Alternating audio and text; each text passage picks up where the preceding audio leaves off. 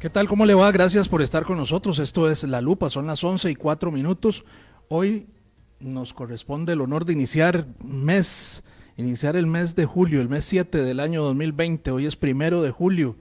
Gracias de verdad por estar con nosotros aquí en La Lupa a través de CRC 89.1 Radio. También a quienes nos siguen a través de nuestra plataforma digital en el Facebook de CRC 89.1 y La Lupa CR.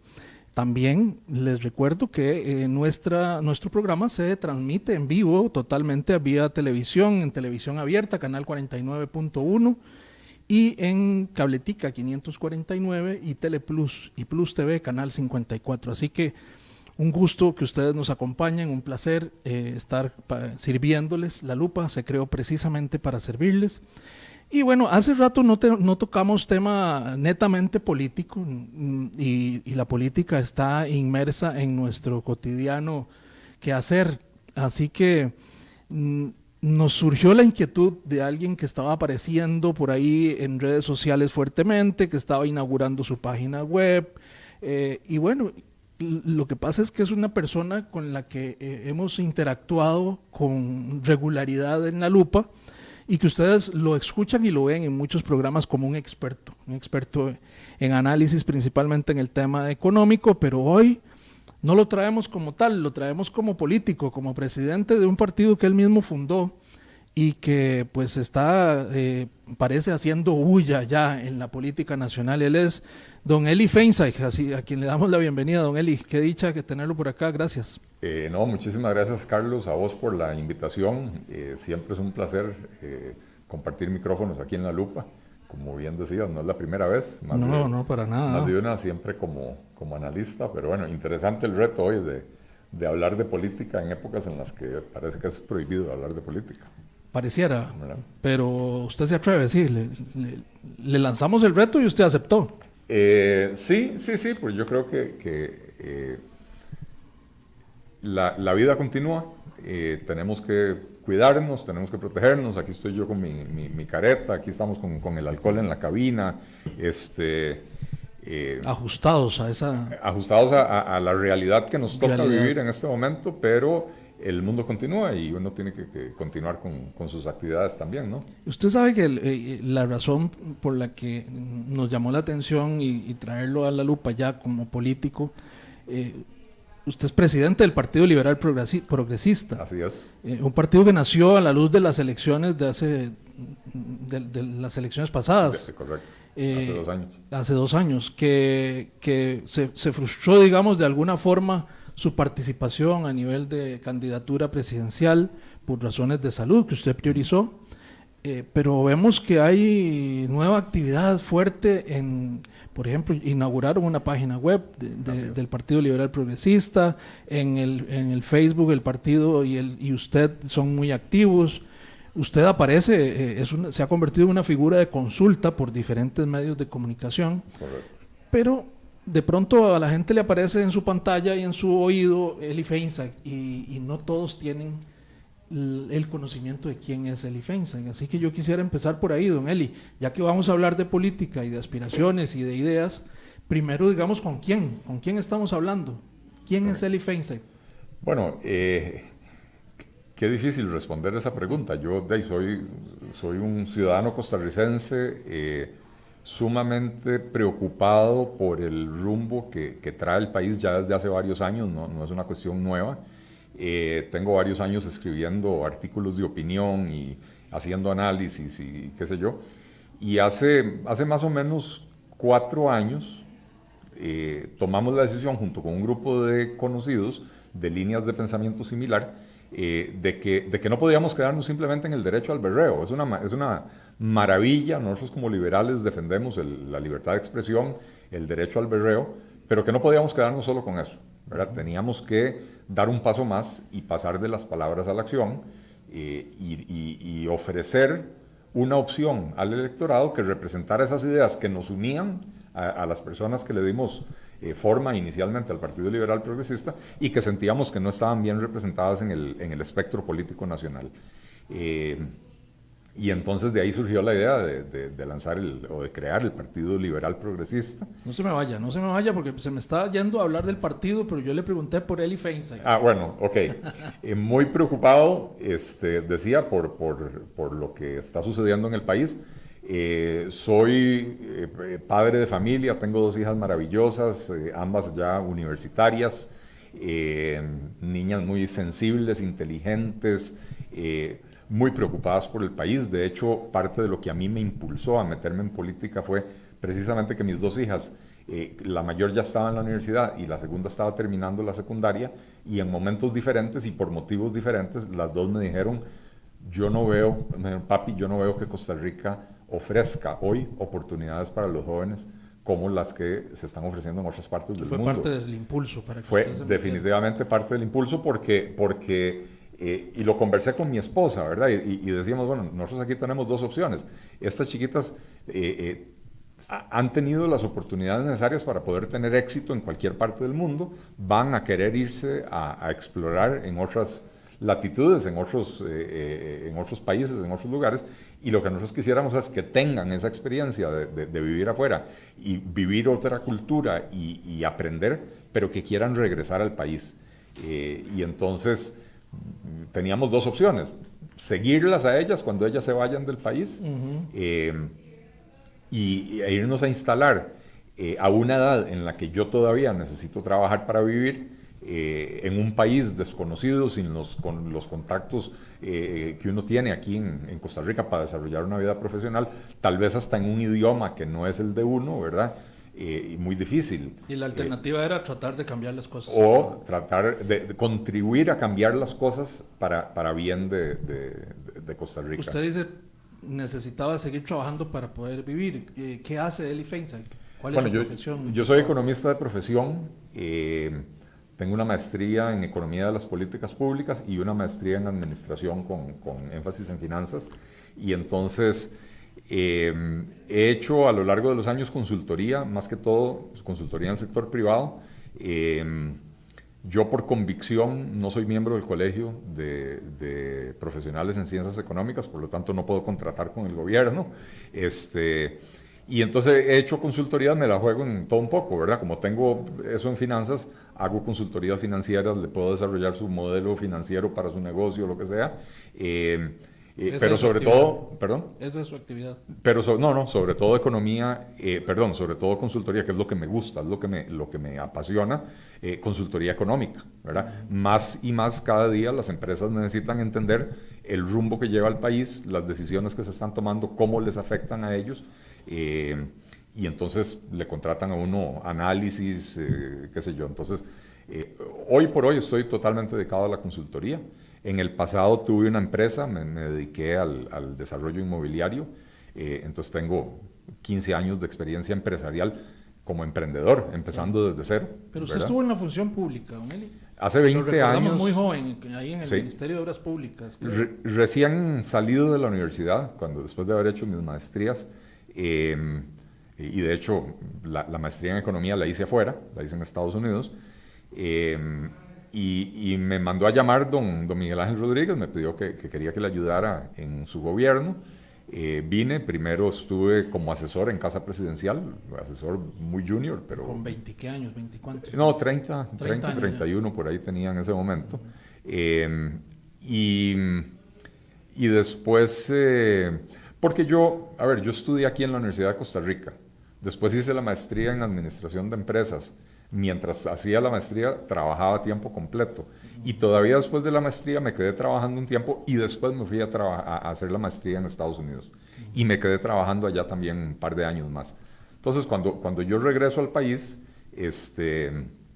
vengo a trabajar en el gobierno, primero como asesor, decía, en Casa Presidencial.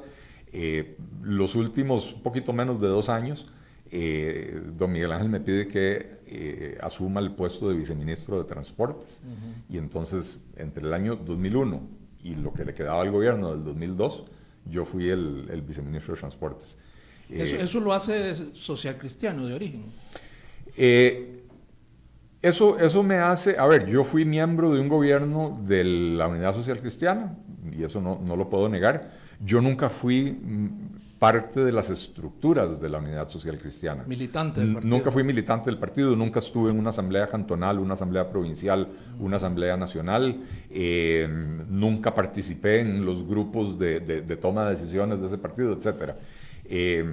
Pero sí tenía una afinidad con don Miguel Ángel Rodríguez, que había sido mi profesor en la universidad, que era en ese momento el máximo exponente de las ideas liberales en Costa Rica.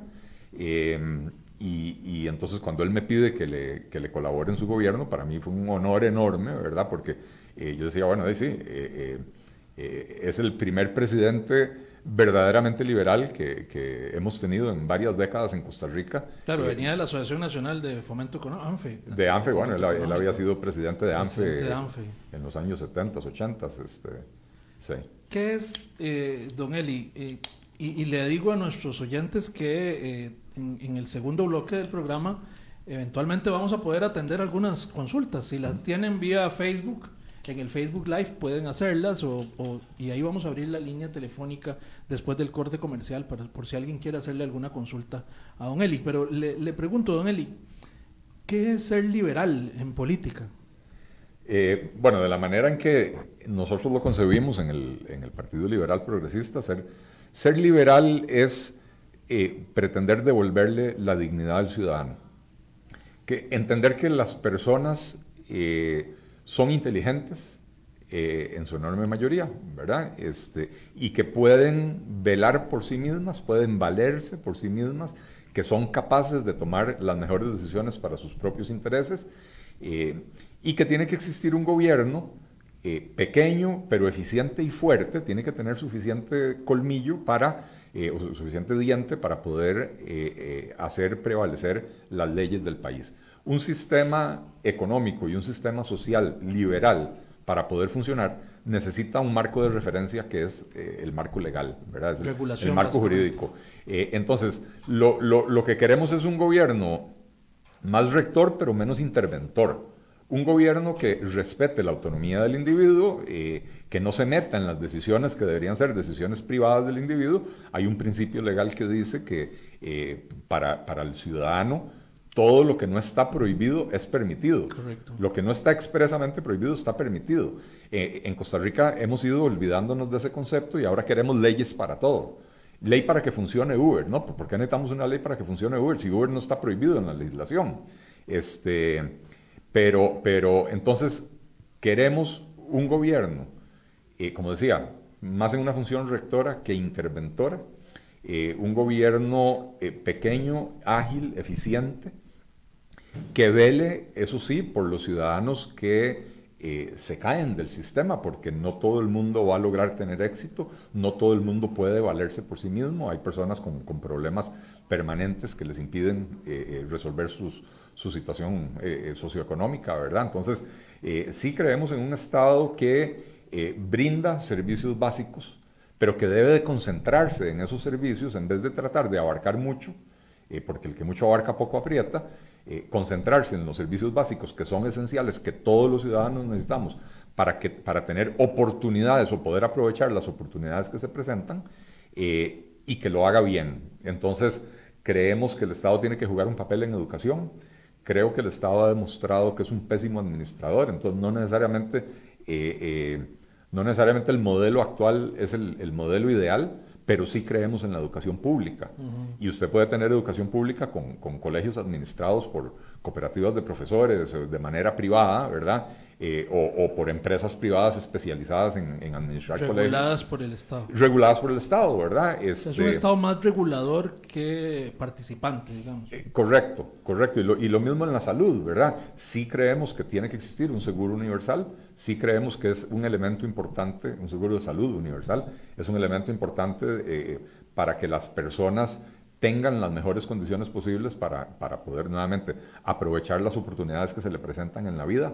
Una persona con poca o mala educación, una persona sin salud, una persona que no tiene resueltos sus problemas básicos, es una persona que cuando se le presentan las oportunidades no necesariamente está en las mejores condiciones. Pero un gobierno liberal, por ejemplo, aparte de manejar un seguro, la caja entonces no tendría que manejar hospitales, por ejemplo, en un gobierno liberal.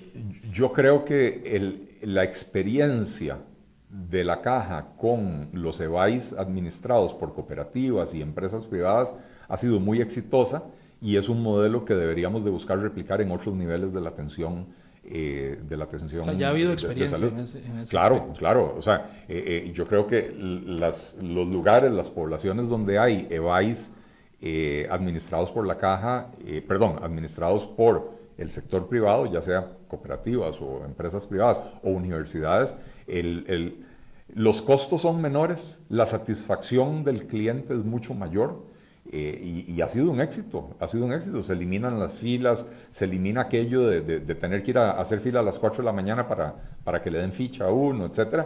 Y donde la caja de Jupona se ha ido a eliminar la concesión, por ejemplo, lo que sucedió con Unive en la toda la zona este de San José, bueno, resulta que ahora la gente está más insatisfecha.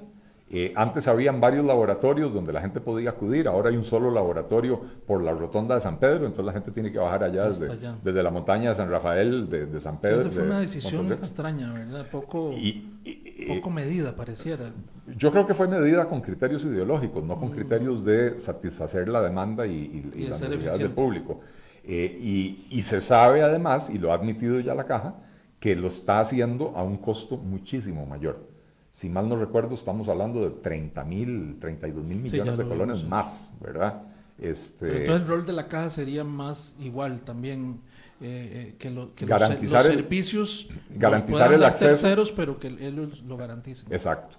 Garantizar el acceso a los servicios de salud a toda la población con una estructura de costos bastante más baja, con una estructura de operación de los servicios de salud bastante más eficiente para mejorar la satisfacción del cliente y la provisión del servicio, ¿verdad?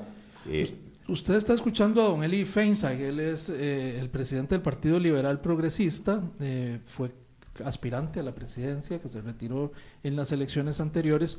Vamos a ver si nos habla también de esa aspiración, pero tenemos que ir a una primera pausa comercial aquí en La Lupa.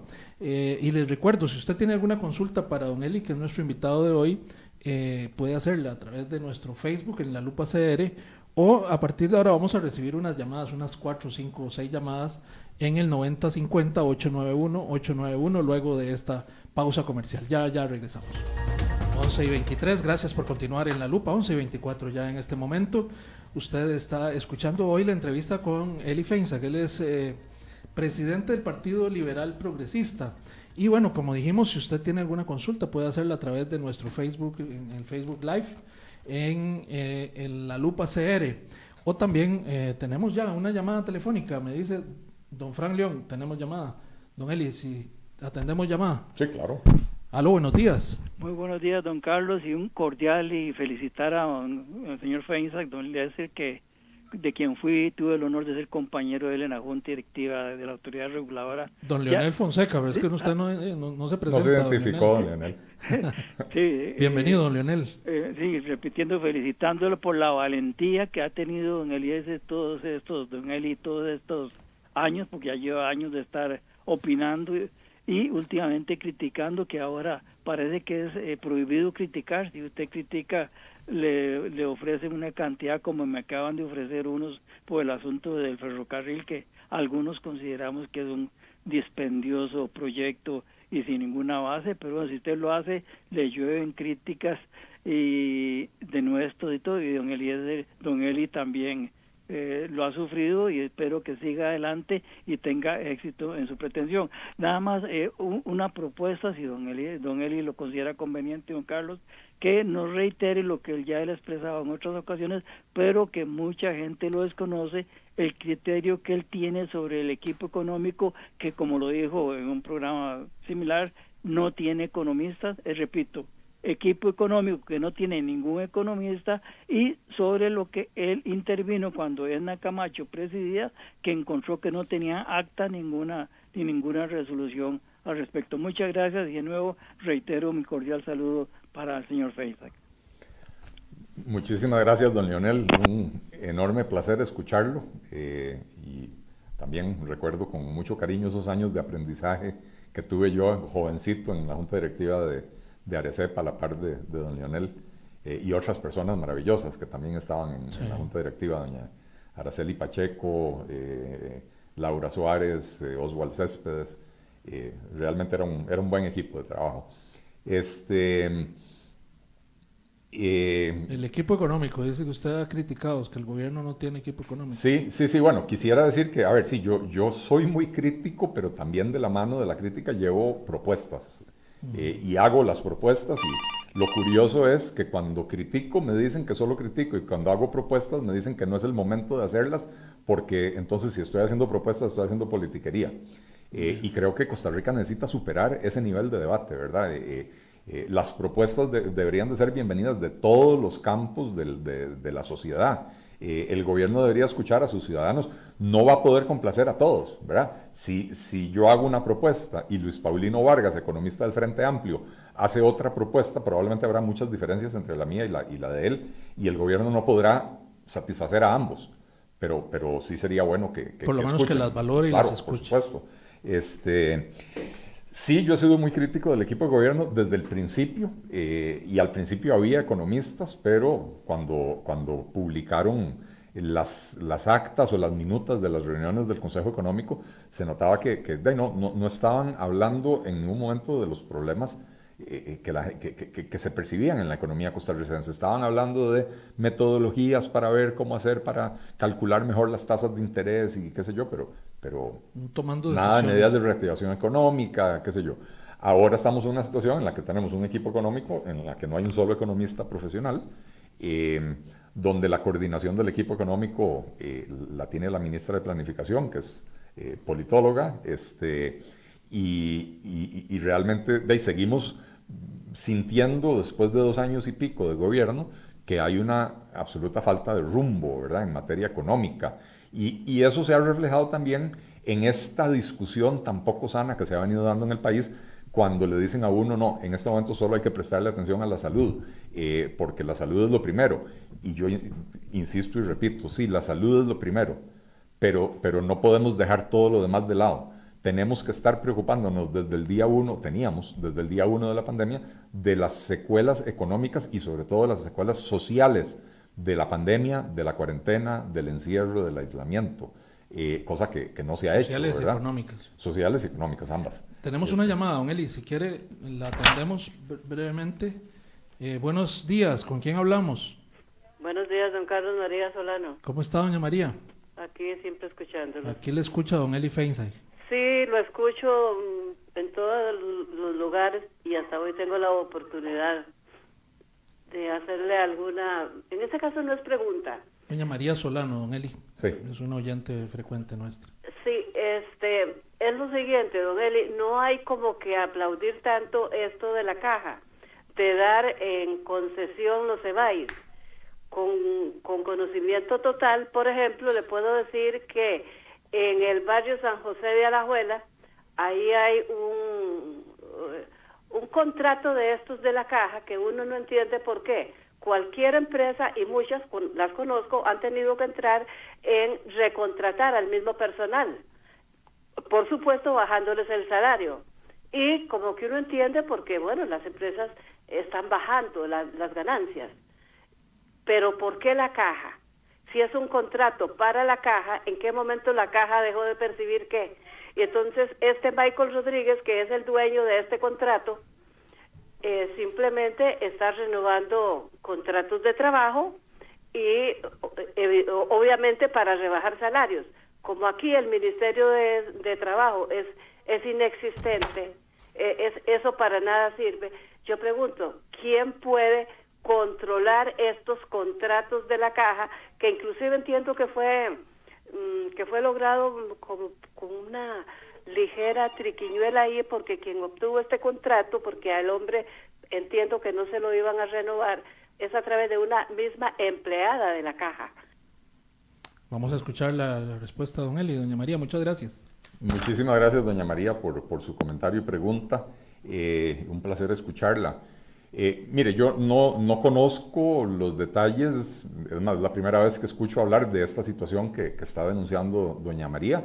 Si es cierto lo que ella dice, o sea, si las cosas son como ella dice que son, me parece que hay una irregularidad grave ahí, porque ciertamente el administrador privado del EBAIS no le cobra al ciudadano, le cobra a la caja, ¿verdad?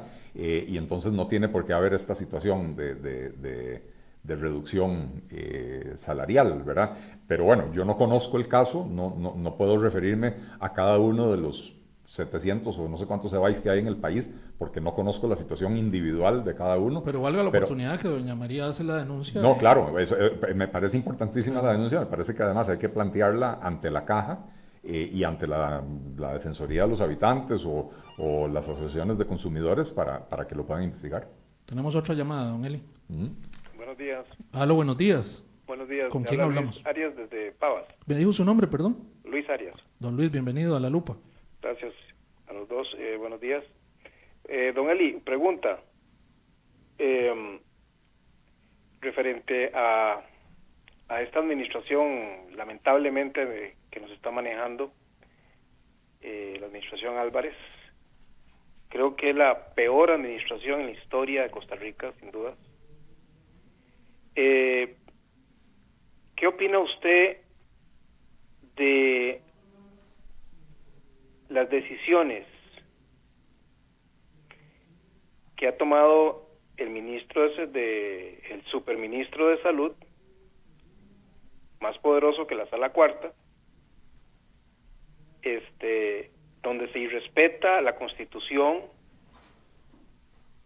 se irrespeta en nuestro ordenamiento jurídico, un día sí y otro también, donde se emiten una serie de directrices que ellos mismos se contradicen cínicamente? O sea, nos quieren ver la cara, o le ven la cara a los que le pueden ver la cara. Ejemplo, se lo pongo así, de ejemplo. Le voy a dar un solo ejemplo, le puedo nombrar un montón. Ponen la bendita restricción vehicular, ¿ok? Entonces usted sale con su familia, usted tiene que llevar a su mamá al hospital el día de la bendita restricción, ¿correcto? Sí. O usted tiene que llevarla a hacer una gestión, una señora adulta mayor. Entonces usted tiene que llamar un taxi donde se ha montado un montón de gente. Vaya a saber si está lleno de bacterias, virus, etcétera. O móntela en un bus. Sí. Sí, Perdón, permítame también terminar. Concretamos, don Luis, por favor. Sí, entonces te obligan a salir de tu burbuja. ¿Me explico? Sí. Y después te dicen, no se salga de la burbuja. Explíqueme eso. Bueno, eso es. Gracias. Muchas gracias, don Luis. Muchísimas gracias, don Luis, por la pregunta también. A ver, yo creo que cuando empezó la pandemia, ya por marzo, era enorme la cantidad de incógnitas que existían acerca de la propia enfermedad. Es una enfermedad nueva, no se conocía bien cómo se transmite, no se conocía bien cómo se manifiesta en el cuerpo. De hecho, ayer estaba leyendo un artículo científico donde decían, al principio creíamos que el COVID causaba neumonía y que la neumonía estaba matando a la gente. Ya después nos empezamos a dar cuenta que el COVID lo que hace es provocar microcoágulos y que esos microcoágulos inflaman tejido pulmonar, y esto es lo que estaba provocando esta situación. Entonces, ahora ya hay mejores tratamientos hoy en junio que lo que había en marzo, ¿verdad? Hoy las personas tienen mayor probabilidad de sobrevivir que lo que tenían en marzo, etc. Entonces, había muchas incógnitas, mucha materia desconocida, y entonces lo lógico y lo que hicieron la mayoría de los países fue tomar medidas muy restrictivas. Y yo creo que eso estuvo bien, ¿verdad? Ante la incertidumbre es mejor equivocarse del lado del exceso de cautela que no del otro lado, ¿verdad? Pero ciertamente ya han pasado casi 4 meses desde el primer caso de COVID en Costa Rica, y seguimos precisamente por la ausencia de un equipo económico con una estrategia clara y con una coordinación fuerte, seguimos tomando las decisiones únicamente con base en el criterio de los médicos. Y yo creo que debería de haber un equipo multidisciplinario que tome en cuenta, insisto, las necesidades sociales, las necesidades de la sociedad, las necesidades económicas, las necesidades del sector productivo y de los trabajadores, a la hora de diseñar las políticas. Ya a estas alturas sí, pareciera ser que el gobierno está abusando de ciertas medidas. Hay algunas medidas que yo comparto, hay otras que no entiendo. Cuando por ejemplo, él hablaba del tema de obligarle a uno a montarse un taxi, ¿verdad? Cuando anunciaron la primera fase de apertura, una de las primeras cosas que permitieron fue abrir los moteles. Pero le decían a uno, ahí fue cuando introdujeron el concepto de la burbuja social. Perdón, pero en este país me atrevo a decir que el 99% de las personas que van a un motel van fuera de su burbuja social, ¿verdad? Entonces, medidas que realmente uno dice, ¿será que alguien presionó para que tomaran esa medida y la tomaron sin considerar o sin mayor pensamiento, ¿verdad? Insisto, lo que a mí me está haciendo falta es una estrategia integral de cómo enfrentar la pandemia, atendiendo las necesidades de salud, pero sin desatender las otras consecuencias. Vamos a volver un poquito, don Eli, sobre el trabajo del Partido Liberal Progresista, gracias a quienes nos han llamado, y si tienen consultas a través del Facebook ya las vamos a leer. ¿Tenemos ahí consultas, Andrés? Vamos a escuchar a Andrés Cascante, nuestro productor, que tiene algunas consultas que entran a través del Facebook de La Lupa CR para don Eli Feinstein. Muy buenos días, don Carlos y don Eli, a todos los amigos que nos están escuchando a través de CRC 89.1 Radio. Esas personas están haciendo sus consultas a través del Facebook Live, así que ahí está abierto la transmisión para que usted haga su pregunta respectiva. Carmen Navarro consulta que, bueno, si don Eli quizás se pueda referirse al tema del incremento del IVA para canasta básica, turismo y sector construcción, ¿cuál sería su propuesta como candidato presidencial? También Oscar Leitón pregunta que si va con doble postulación presidencial y para diputación.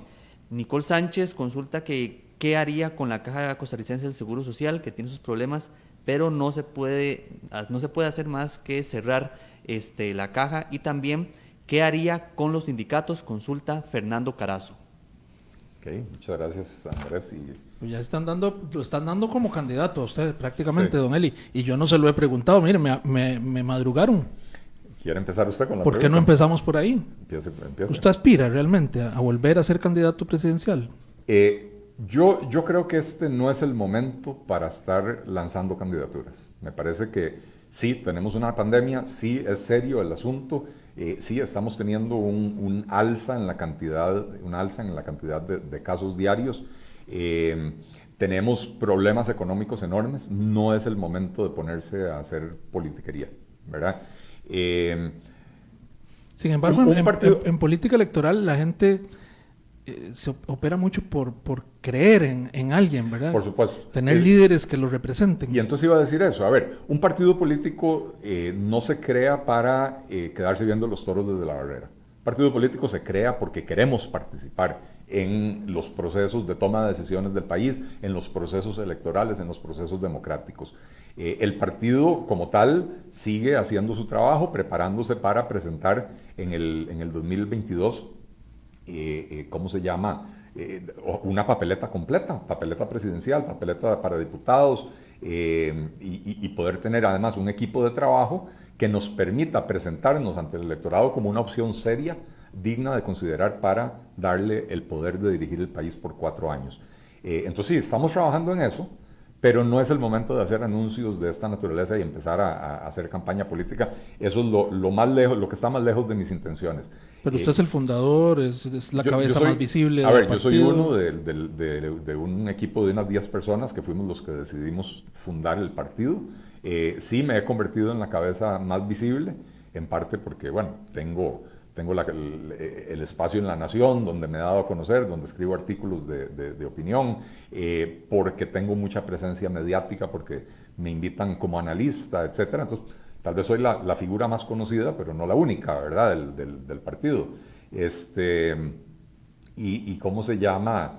Y don Eli, perdón que adelante las circunstancias, pero eventualmente el Partido Liberal Progresista estaría pensando en ir solo con sus papeletas, valoran la posibilidad de coaliciones, de unirse con otros grupos.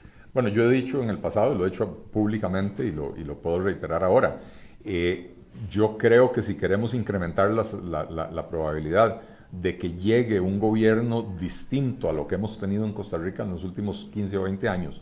Un gobierno que de verdad se preocupe por la calidad de vida del ciudadano, se preocupe por dinamizar la economía, se preocupe por devolverle la dignidad a las personas, se preocupe por poner a las personas en el centro, en el eje de toda la acción política.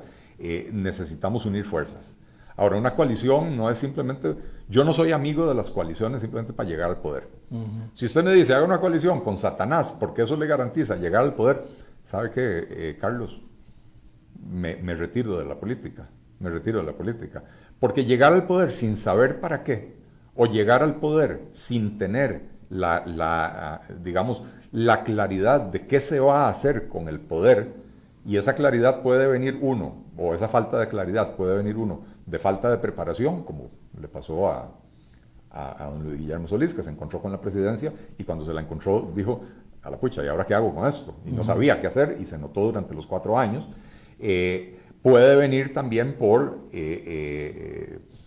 porque al tener ese deseo de llegar al poder a toda costa, termino aliándome con gente con pensamientos distintos, y entonces llegan al gobierno y hay 2 bandos en el gobierno, como lo hemos visto y no avanzan, ¿no? En este gobierno, ¿verdad? Entonces, donde hay un equipo haciendo un trabajo y el otro equipo metiéndole zancadillas dentro del propio equipo del gobierno. Esto es como decir que en un equipo de fútbol la defensa se dedique a hacerle faules a sus propios delanteros, ¿verdad? Pero bueno, para una fusión, una coalición o algo, usted buscaría... No estoy hablando de usted específicamente, quien se interese en eso, me imagino que buscaría afinidades, por lo menos. Por supuesto. Y sí creo que es necesario, sí creo que sería una buena cosa lograr hacer una alianza o coalición, no necesariamente de partidos políticos, de personas de una línea de pensamiento similar, donde todos estemos dispuestos a sacrificar alguna parte de nuestras creencias, porque no son creencias compartidas con los demás, pero que haya un eje central. O sea, la coalición tiene que ser temática. Si vamos a hacer una coalición, va a ser sobre principios y propuestas que serían a las que se dedicaría el gobierno una vez que llegue a ahí sí estaría de acuerdo usted, ¿no? Sí, claro. Quien en la política electoral contemporánea, quien enarboló la bandera del liberalismo aquí fue Otto Guevara, sí. Con el movimiento libertario, que bueno, ya todos conocemos en qué terminó el partido Movimiento Libertario. Sí. Pero Otto Guevara anda por ahí volviendo a hacer política con otro partido. Sí. ¿Usted se uniría con Otto Guevara? Mire, yo lo he dicho claramente, las coaliciones no son para reciclar personajes del pasado. Yo creo que también el liberalismo necesita una renovación.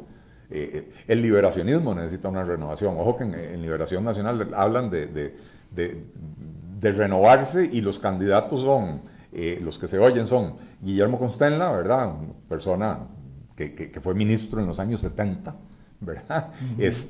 O Antonio Álvarez o José María Figueres, que ya han sido candidatos no sé cuántas veces. Eso no es renovarse. Yo creo que el liberalismo también necesita una renovación.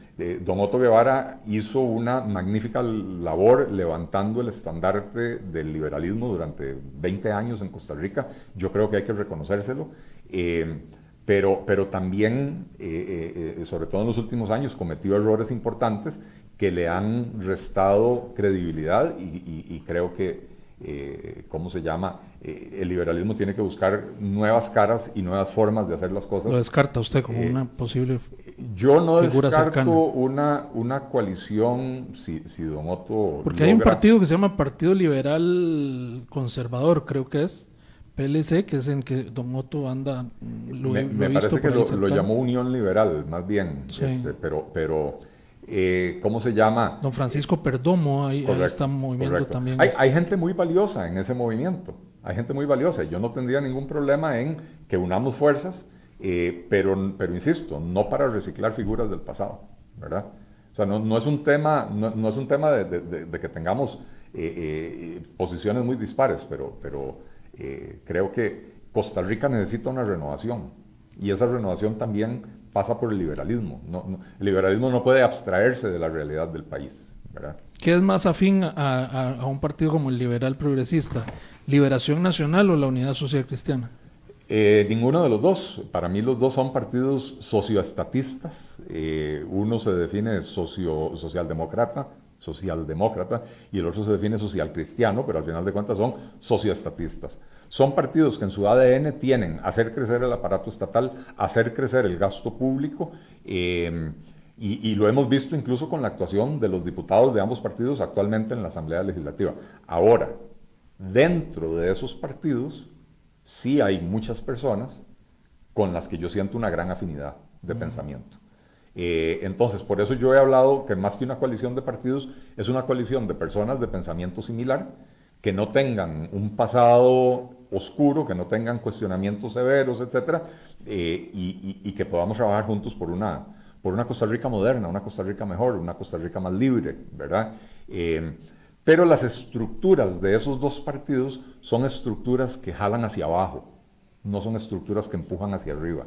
Y por lo tanto, yo no me siento identificado con ninguno de los dos partidos. ¿Usted visualiza un partido liberal en el poder después del 22 aquí? Después del 22, no, en el 22. Uh-huh. Sí, claro, en el 22. ¿Y cuál sería el partido? El Partido Liberal Progresista o la coalición o alianza que logremos hacer, incluyéndonos a nosotros. Pero Costa Rica necesita urgentemente llegar al poder, o sea, llevar al poder a un equipo de personas que tenga esta línea de pensamiento, ¿verdad? ¿Y a quién ve liderando ese equipo? Bueno, eso habrá que discutirlo, ¿verdad? En este momento el Partido Liberal Progresista, la cabeza soy yo, el líder, digamos, del partido soy yo, y si vamos a campaña seré yo el que lidere, pero si entramos en una coalición con otras personas, no puede... A ver, a mí ya me han llamado personas a proponerme una coalición, pero cuando la llamada le dicen a uno, mire, esta es mi idea de una coalición, su partido es más pequeño que el mío, únase, desista de sus aspiraciones y todos me apoyan a mí. Entonces, eso no es una negociación de coalición. ¿Y cuál es ¿verdad? el partido liberal más grande hoy día en el país? Bueno, hoy en día yo creo que es difícil determinar cuál es el partido liberal más grande, ¿verdad? No hay. ¿Y cuántos hay? De momento hay dos partidos liberales, que es Unidos Podemos y el Liberal Progresista. De la exdiputada Natalia Díaz. Natalia Díaz. El otro partido del que estábamos hablando hace unos minutos no ha nacido a la realidad jurídica. Es un partido que está en proceso de formación, así que formalmente todavía no existe. Y se habla de que hay otros que están tratando de crear partidos, pero bueno, cada 4 años siempre hay gente. Los liberales somos como un saco de gatos, ¿verdad? Cada uno quiere jalar para su lado. Digamos que es un rasgo del liberal. Pero cada 4 años hay gente que dice voy a crear un nuevo partido liberal y fracasan en el intento, ¿verdad? Nosotros lo logramos, Natalia Díaz lo logró, y esos son los partidos liberales, esos son los partidos que hay. Pero como digo, la alianza tiene que ser una alianza, o la coalición tiene que ser una coalición de personas con pensamiento afín, y no importa de qué partido político vengan, ¿verdad? Y no importa cuál sea el nombre o la estructura que se le dé a esa alianza, lo que tiene que importar es cuáles son las propuestas que va a llevar esta alianza de personas al gobierno. ¿Qué es lo que va a hacer esta alianza de personas en el gobierno? O sea, la pregunta no es si queremos el poder, la pregunta es ¿para qué queremos el poder? Uh-huh. ¿Y para qué quiere el poder el Partido Liberal Progresista? Para volver a poner a Costa Rica en la senda del crecimiento económico, con inclusión, con armonía, con una sana convivencia social, para poner al individuo, al ciudadano costarricense, en el centro de la atención de toda la acción política. Hoy en Costa Rica esto no sucede. Hoy en Costa Rica aquí se toman políticas o decisiones de política para favorecer a grupos de presión, a grupos de empresarios. Vea lo que pasó recientemente con el arancel del azúcar, ¿verdad? Para favorecer a 8, 10 o 12 grandes productores de azúcar, porque ese beneficio no le llega a los pequeños productores cañeros, le llega a los grandes, a los industriales. Ni al consumidor. En Costa Rica estamos en una crisis. Para todo el mundo hay reducción de jornadas laborales, para todo el mundo hay suspensión de contratos, para todo el mundo hay despidos, pero en el sector público ni siquiera nos atrevemos a ponerle un impuesto sobre la renta al salario escolar, ¿verdad? Entonces, hoy en Costa Rica la política se hace para grupos de interés y nosotros necesitamos terminar con eso. Necesitamos centrar la política en el individuo. Don Eli, el último, haciendo memoria reciente, el último presidente economista de profesión fue don Miguel Ángel Rodríguez, en 98-2002. Los demás no han tenido esa profesión. ¿Es valioso, es importante? ¿Qué perspectiva puede darle un economista al manejo del Estado? Bueno, yo creo que... Pensando en que usted usted es el líder actual. Dependiendo de la coyuntura, Carlos. Yo le voy a decir una cosa, si usted está enfermo, usted va al doctor. Si usted necesita construir una casa, usted va donde un constructor, un ingeniero civil, un arquitecto. Si la economía está enferma, usted debería ir donde el experto.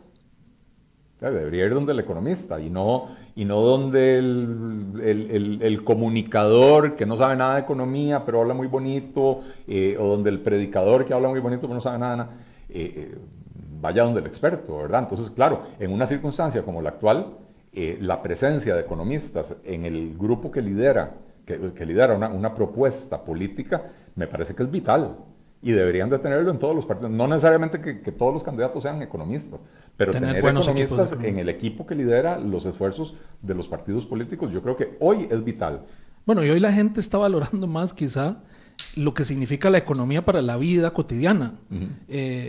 Por lo que usted está diciendo, hay personas ya sin trabajo, con medias jornadas, muchos despedidos, y cuando se toca el bolsillo de la gente es donde está la importancia de la economía. ¿En qué es importante ese rubro para el cotidiano, para la gente en general? Yo creo que nosotros de esta crisis vamos a salir muy lentamente. O sea, de esta situación que provocó la pandemia, sus efectos en la economía y sus efectos en la sociedad van a ser de patada larga. Nosotros vamos a llegar al 2022 con enormes problemas de desempleo, con enormes problemas de pobreza, con la gente teniendo dificultad para poner arroz y frijoles sobre la mesa, ¿verdad? En los platos de sus hijos. Y tenemos que entender que para poder salir adelante, tenemos que empezar a generar riqueza. No podemos seguir con las propuestas tradicionales donde todo es subir impuestos para que el gobierno gaste más, pero el gobierno gasta más, pero gasta mal, y entonces se tiene que endeudar para seguir gastando más, y se tiene que endeudar para pagar su propia deuda, y al final de cuentas estamos en un círculo vicioso que no le permite a la economía costarricense crecer. La gente lo que va a necesitar son empleos, soluciones, poner a la economía, o sea, dinamizar trabajo. Vea que diseñamos una política, los bonos proteger, que está diseñada para ayudarle a la gente a no morirse de hambre. Pero si lo hubiéramos diseñado diferente, por ejemplo, si las ayudas se le hubieran dado a las empresas, pero con la condición de que tienen que mantener intacta la empresa, la planilla, entonces el dinero igual le hubiera llegado a las personas sin perder el trabajo. Y además se preserva la existencia de la empresa, ¿verdad? Y la cadena de consumo, de movimiento económico. Ahora, ¿qué tenemos? Gente que está dependiendo de una ayuda que es a todas luces insuficiente, pero que además, cuando se termine esta situación, les va a costar mucho encontrar trabajo porque muchas de las empresas terminarán desapareciendo o han ido desapareciendo en el camino, ¿verdad? Don Eli, ya el tiempo se nos agota. Nosotros originamos este programa porque nos dimos cuenta que ustedes estaban moviéndose en redes sociales. ¿A dónde puede la gente conversar con Eli Feinsaig directamente a través de redes sociales e informarse del partido? Yo los invito primero a explorar la página web del partido, muy sencillo, www.liberal.cr, muy sencilla. La página la acabamos de lanzar, es una página muy dinámica, con muchos recursos. Ahí hay enlaces a todas mis entrevistas, mis apariciones en programas, las entrevistas que les han hecho a otros miembros del partido, hay podcasts, hay videos, hay artículos escritos para que puedan entender cuál es la línea de pensamiento del partido. También ahí se van a encontrar los principios y las propuestas del partido, etc. En redes sociales yo estoy como Eli Feinsaig en Facebook. Estoy en Twitter, digamos, son las redes donde estoy más activo. También tengo Instagram, en cualquiera de las tres me pueden encontrar, ¿verdad? Eli Feinsaig. Bueno, por ahí. Para poder, claro, darme seguimiento. y el montón de programas que dichosamente me invitan para poder analizar la realidad del país. Don Eli tuvo la dicha de ser el primero de estas personas que están tratando ya de enfocar políticamente su trabajo para gestar un cambio en el país. Don Eli, gracias de veras por estar de nuevo en la lupa. No, muchísimas gracias, Carlos, a vos por el espacio. Creo, insisto, que es muy importante entender que el país necesita avanzar, el país necesita moverse, que no podemos usar la pandemia para dejar de discutir los temas de fondo.